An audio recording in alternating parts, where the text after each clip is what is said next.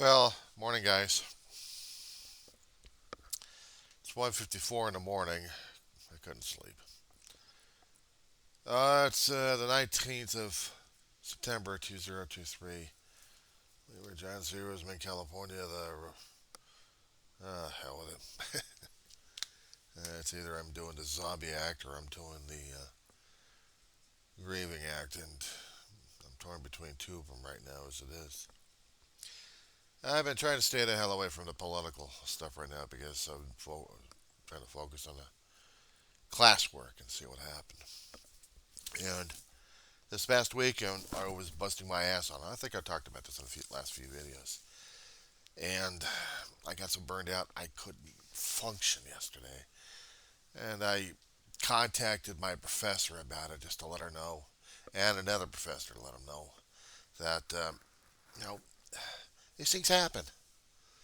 I'm not as young as I used to be.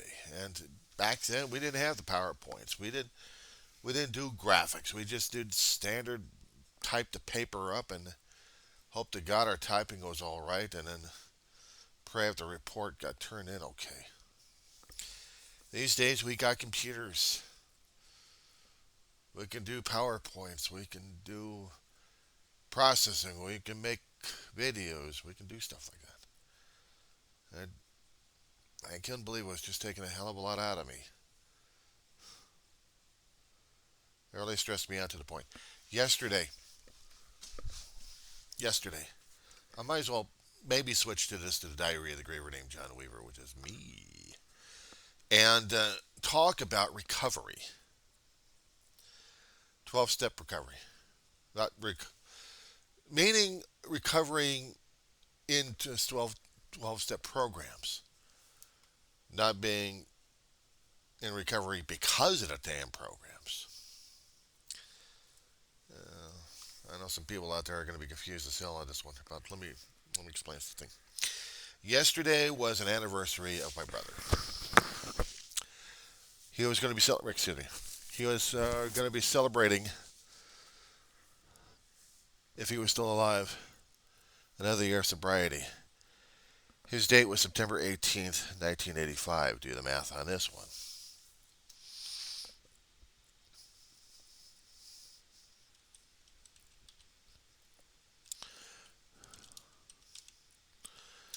So we're talking about 38 years today if he was still alive and he had just celebrated his sobriety.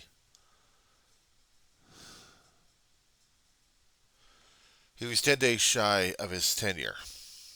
I mean, 10 days shy of a 33-year sobriety. Not bad for an old timer. They would consider him old timer because he'd reached past 20. And he was busting his ass like crazy on it every single day. He did the marijuana maintenance in the first month. It was supposed to be in August, but he didn't drink, but he used. And it ate at him. When he accepted his first 30-day chip on the 18th, he had to tell him the truth. Turned it back in and got a newcomer chip. And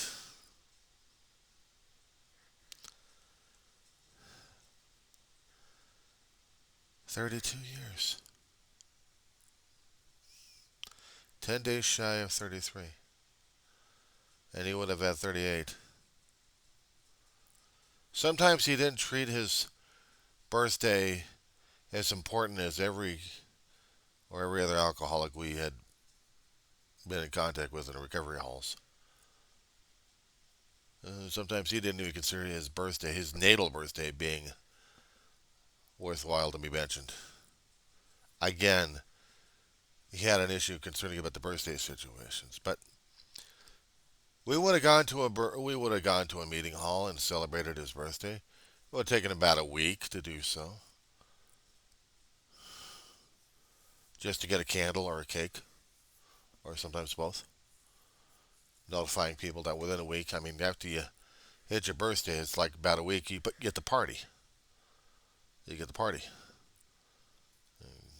get a lot of cakes and a lot of candles and hugs and well wishes.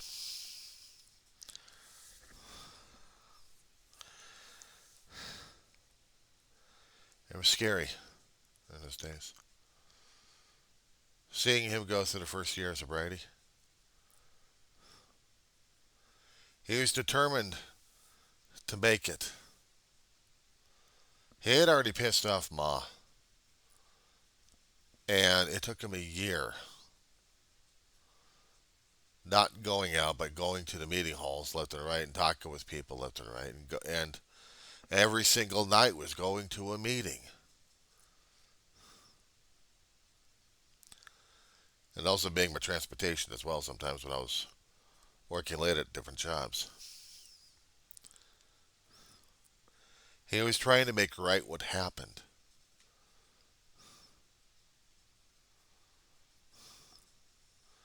And I was going through my first year of college during those days.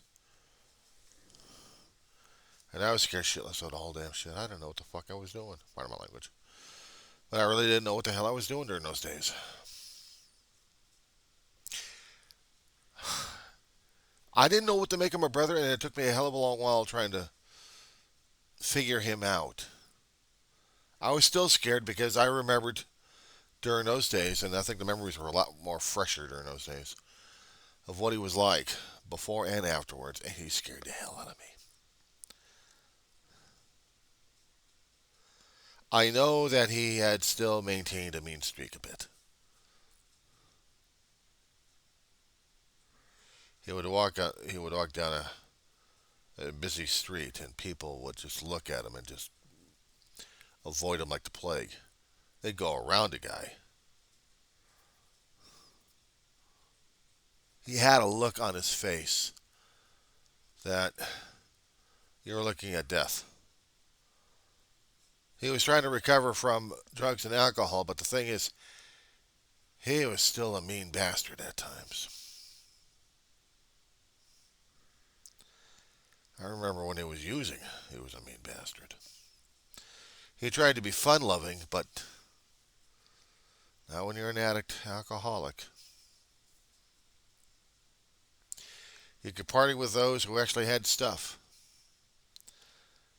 And when they didn't,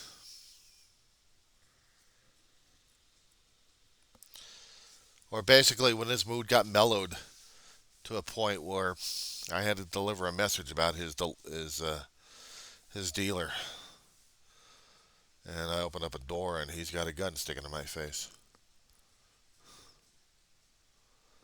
Said your dealer's on the phone. All right, I'll be right there. He scared me. I didn't trust him. I didn't know what the hell he was. And as I said before, it took a while after he started his initial recovery, maybe to get a semblance of him back. I mean, it took him a long time to get that personality again, like I used to know a long time ago. And he had changed so much.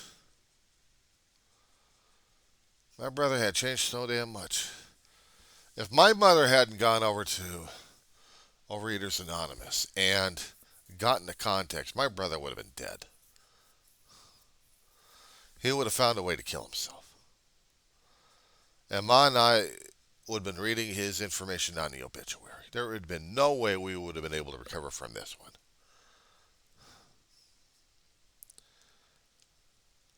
There was no way we could have. Look how many friends and family we theoretically had during that time. There was no way to recover from that one. We were scared of my brother, even during the first year or two. I remember his first year cake, though. We were at a place called the Valley Club.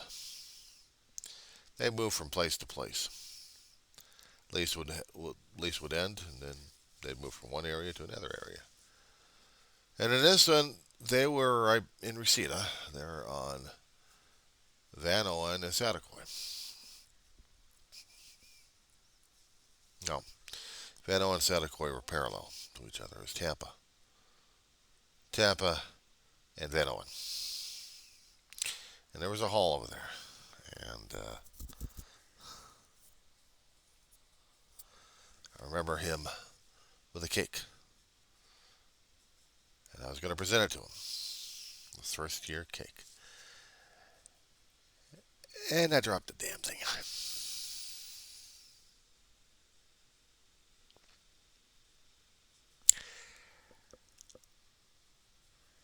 I didn't mean to. It just kind of slipped out of my hands. Before I embarrassed the living crap out of myself and my brother, too, at the same time, before the place erupted in laughter at that point. I guess I wasn't the only one who actually dropped cakes before. These guys actually know how to salvage them, too, and serve them up.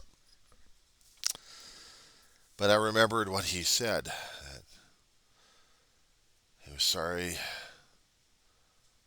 He loved me. You want to hear the weird thing about it? Growing up as a kid, I never heard him say the word I love you. I don't even recall it to this day, and neither did my brother. Until we were in that first year celebration of his sobriety, when he actually truly meant it and cried his eyeballs out. And I didn't know what the hell he was talking about. I mean, I knew I loved him, but I didn't know how to express that to the guy. And it took me a long while just to get to that point. Well, it was my turn to get a first year. The tables were turned on me. There was a different meeting hall out here in Antelope Valley, and my brother was presenting the cake. And he dropped it. They salvaged it and they served it up. And this was before Ma passed away and she couldn't get out of bed. I guess payback's a karma thing.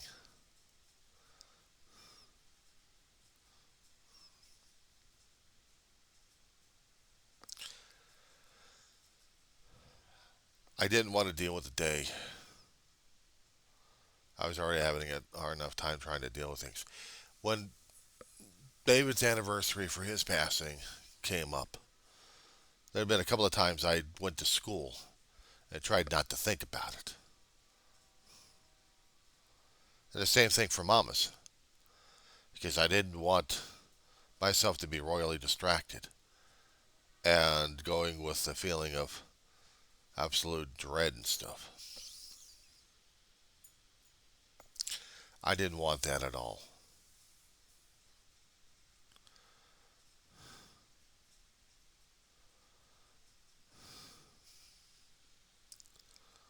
Yesterday was hard enough.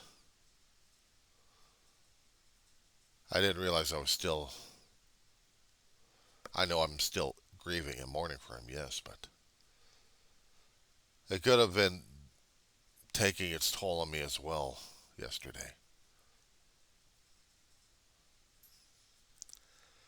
Things like this, it should have been easier for me to deal with, but it wasn't. Now I'm having a hard time trying to deal with this, and I don't know how to fix it. I don't. Some things I don't think I can fix. Other things I still have to deal with on my own. This hasn't been the easiest thing for me to even talk about concerning about David or Ma. It's bad enough when I talk about their passing all the time. And it still hurts like hell. But this situation concerning about my brother's recovery, it should have been important to me enough to talk about it. Or at least try to acknowledge it. And it was still hard because my brother's still dead. Anything concerning about his celebration of life, it's memory now. It's all memory. On one particular screen, I'm trying to take care of a appointment with a therapist while I'm talking about this because this is important for me to deal with. Yesterday, I got mail concerned about a recertification through the Medi-Cal program. It's not the recertifications that drive me crazy. It's trying to deal with things and cope with it. And, all right, don't have to worry about it. It's coming up on the 26th.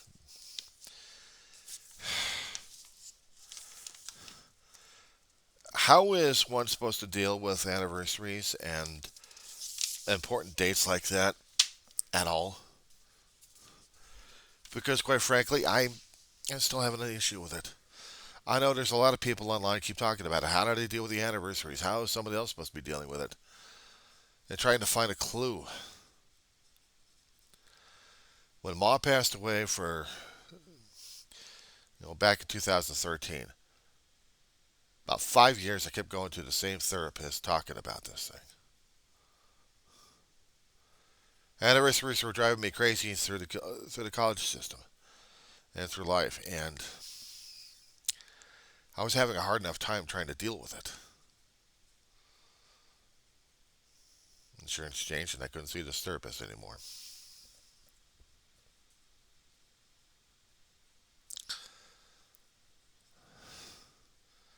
And I had been grieving heavily. It hasn't got any easier. I got a double load. Ma and Dave.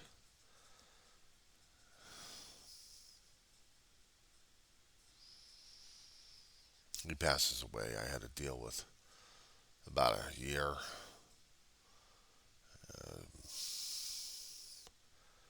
It's like every year afterwards, it just gets harder and harder to deal with.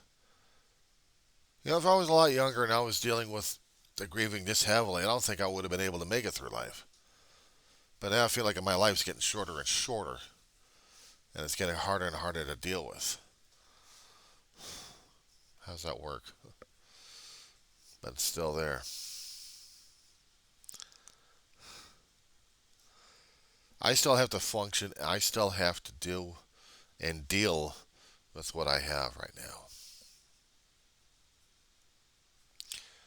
My question to myself, what am I dealing with?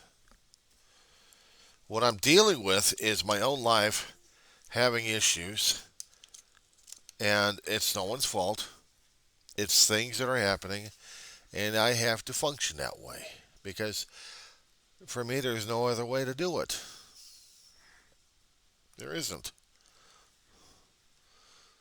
People think it's easy enough to deal with their own grief, their own misery. Holy crap, people. Sometimes it gets harder and harder to deal with it because we just don't know how to function with it. And even if we did, how are we supposed to reconcile with it? We can't. I can't even reconcile with it myself. Oh, damn bugwars. So I have to deal with the reality check that I've got things I have to, I have to deal with on a constant basis.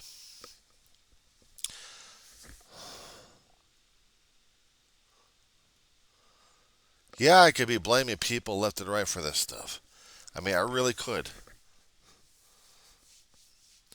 Ain't gonna help much, but it's things I still have to deal with.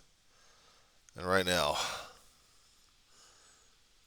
I just not quite sure what else to do.